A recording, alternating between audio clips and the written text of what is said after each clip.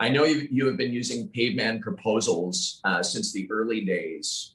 How has that helped your team to stay focused on your path? Paveman has helped a lot because it allows you to build good looking proposals rather than just one sheet with a bunch of words and a little price like a lot of other guys. You can put maps and all that on there and files and images. So that's helped on the side of getting the clients, getting those bids signed. Also, the tracking on there has helped a lot. More so now that we're figuring out the numbers, we can figure out, okay, we need to sell this much work to meet these numbers. So I think, honestly, we haven't used that too much in the past, but we're going to this year.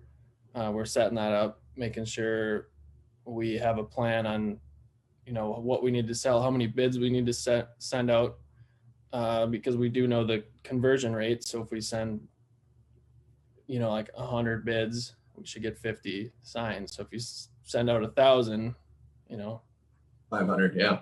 Yeah. That's for me. That's kind of the thing. I did a video, and it was basically, and we speak about this on Top Contractor School as well. Is setting your goal and working backwards from your goal, and it's such a crucial decision and point in your business, because once you set the goal, you then know what you need to be putting out from a number of proposals perspective at this average job price with this conversion rate to really determine if you're ever going to hit your goal.